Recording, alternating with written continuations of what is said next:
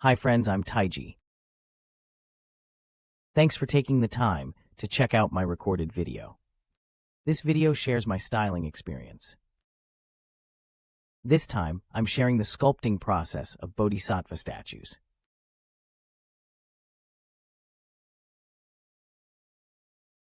There are mainly two key parts.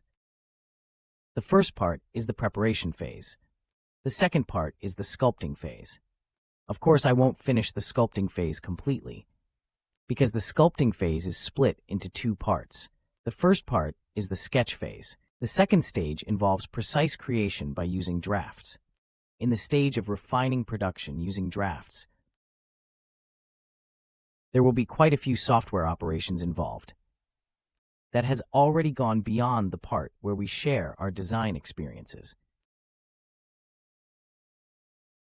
Therefore, there will be somewhat more content related to software operations, so I probably won't cover that part. Today's video mainly showcases my actual operating process. During this process, I will encounter and resolve problems. There might also be some shifts in ideas and aesthetics during the creation of this piece. Isn't that right? I believe everyone has covered these topics. People often face this in real modeling projects. I hope this video can spark some inspiration for everyone, to offer some small reminders about ideas and practical operations. So I think the goal of this video has been met. I should clarify that this video covers some aspects of Buddhist teachings, right? Because the Bodhisattva itself, I personally think, as my understanding is limited. Of course, I am quite personally interested in this. However, because my skills are limited and the time for recording this lesson was rather rushed, I didn't have the chance to dive deep into the research. So mistakes are bound to happen. If any knowledgeable friends happen to see this, they are definitely welcome to share their feedback with me, right? Because once the video is recorded, it basically cannot be modified. So I hope everyone can understand this. All right, let's kick off with our first part, the preparation stage. All right, before we move on, I want to utilize this mind mapping software to map out the entire process of our modeling. We'll analyze and document it. This will give us a clearer understanding. There is a clear process of understanding.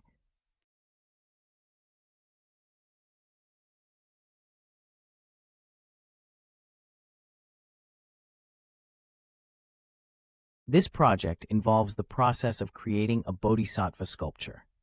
We'll start by discussing the preparation stage,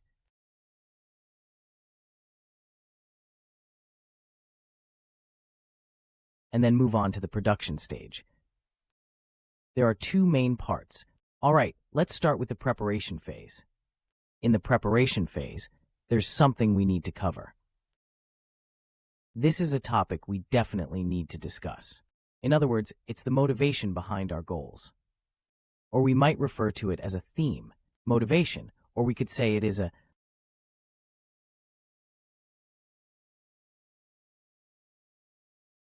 This is really important. Now let's discuss. In any production or artistic creation, there's always a motivation or a theme involved. Let's go through two examples. The first example is a business project, isn't it? Typically, the motivation behind business projects comes from a demand in our market. When there's a demand, a plan will follow. Once the planning is complete, all these plans will be transformed into a representation, and then it will be distributed, right? So our direct commercial production, like what we do in terms of styling, the most crucial part comes from an original statement. It directly originates from an original statement. We interpret the original statement based on our understanding, in line with the inherent requirements of the original statement, and we restore it based on what it conveys. the driving force behind a business project. Then there will be another form of artistic creation, whether it's in our practice or not, and our regular artistic creation. There will always be a reason behind it. Alternatively, it could be considered a motivation. Let me provide a few straightforward examples. So what are the sources of these causes and motivations? They stem from various aspects. There are indeed numerous aspects. The key factor is the intensity of emotions, how feelings are expressed, right? The word choice might be somewhat vague, because some strong emotions are difficult to put into words. Or it might be described as a sensation. This might stem from many small moments in life. Take, for instance, aspects of literary life, things like literature, painting, and sculpture. So this is a feeling we experience in our artistic creation. So what is the source of my motivation for creating this bodhisattva? In other words, this part. In other words, where does my feeling come from?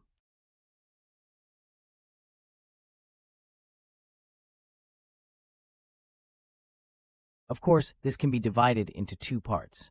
The first is the original books or some original materials. Understanding in this field. So, it's about my understanding and longing for the bodhisattva realm.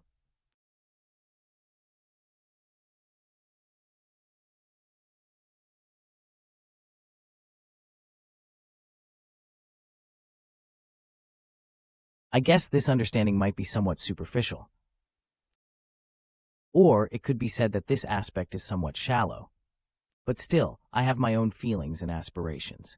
The second reason is a direct internal factor. The second reason comes from a direct visual stimulus.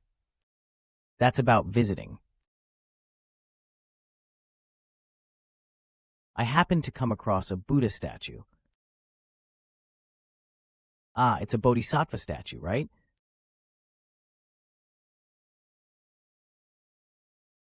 It's definitely a bodhisattva statue, isn't it? It's a very intuitive feeling from visiting the bodhisattva statue. In other words, the first one is the inner camp. The second one is the outer camp. Let me check it out. This picture is from 2012, and you can see it here. Since the picture is quite large, it was like this at that time. This is from 2012, when I visited the third floor of the National Museum. Visiting. This is a picture from the Chinese Buddhist sculpture exhibition. He has many pictures, but this one left a particularly strong impression on me. This strong feeling comes from the statue's very natural posture. At that moment, his expression seemed both peaceful and dignified. This really touched me. I ended up taking a lot of photos at that time. This also included some detailed shots. But the main part didn't come out very clearly. Everything was shot with a mobile phone, which has its advantages. For us, it captures the overall dynamics. He already had the overall posture down. This reflects my initial impulse to create this Buddha statue. Or what kind of stimulus comes from this set of Buddha statues? It is a sculpture of a bodhisattva statue. So what is the purpose of discussing this segment? In other words, there is a relationship between the purpose of our creation and the impulse to create. It is important to have a very clear understanding. In other words, impulse is us. Art creation, or understanding a commercial project, is one aspect of it. It is a crucial aspect to deeply understand something like a business project. In other words, his vitality. How well you do depends on his vitality. In fact, it originates from the intensity of a feeling you experience, whether in business projects or in the experience of artistic expressions. Make an effort to stir up a strong impulse. If you have this impulse and continue to pursue it, then this driving force will be quite powerful. In the end, the expressiveness will be much stronger than when there is no impulse, and the overall effect will be significantly improved. Or in other words, the outcome will be much better. This is the goal. So we try to focus on one of our motives. We explore what drives us to create this motive.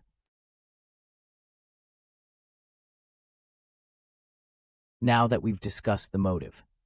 Next, let's discuss the overall goals of the production. In this design,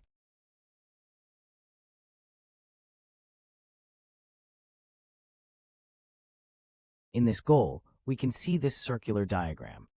If your goal is to completely replicate this, the state of the Bodhisattva,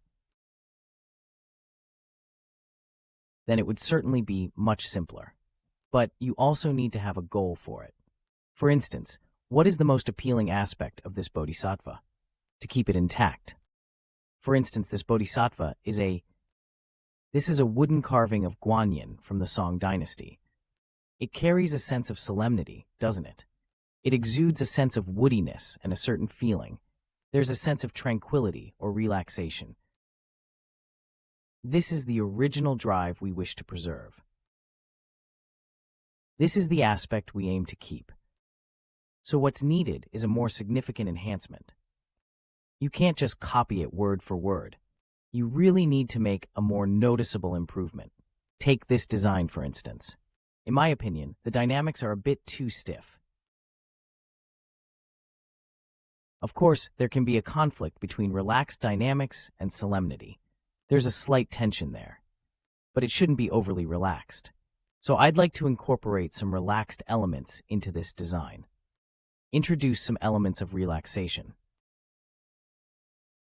In this design, all aspects of this design and its various appearances, the jewelry design and these stylistic forms, these designs show a slight inclination towards urbanization. Therefore, I hope that within these urbanization trends, for instance in areas like the face, hands, or feet, to add more natural human elements to this context. For example, something more realistic and relatable. Of course, it can't be entirely realistic, because otherwise it might lead to a mundane state in Thailand. This image illustrates the secular state of Thailand. When it comes to gender, Bodhisattva statues come in two types. One type is female. The other type is male. In ancient times, there was a tendency for them to be male. When it was brought to China or in India, many Brahmins have male bodhisattva statues in their sculptures. A lot of them are male bodhisattvas. After gradually being brought to China, it gradually transformed to become more feminine. Another type is androgynous. That is to say, you can't tell if they are male or female. In this look, they exhibit these characteristics. If you look at their body, it is male. If you look at their face, they have some features that resemble a female. So these two aspects might be a bit ambiguous. There is indeed some ambiguity. Of course, in the realm of bodhisattvas, they present differently. This means they are not really about expressing gender. They can be either male or female. You could even say that he embodies a mixed gender identity. This refers to a gender that is either androgynous or hermaphroditic. It signifies a state that encompasses both masculinity and femininity.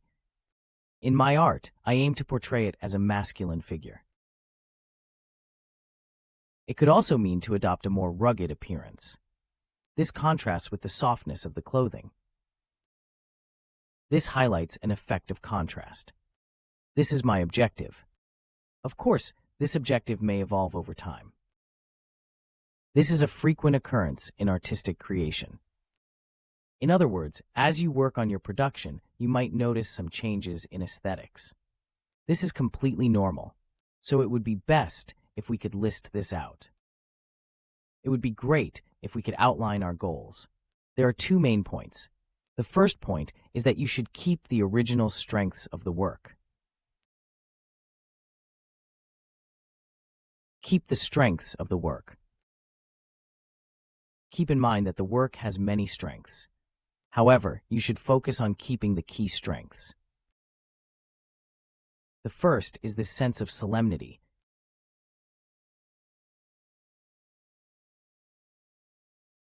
So this feels quite natural.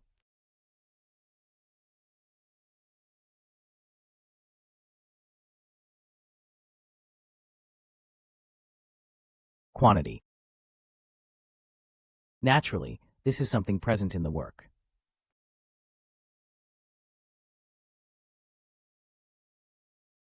Things I want to enhance or change.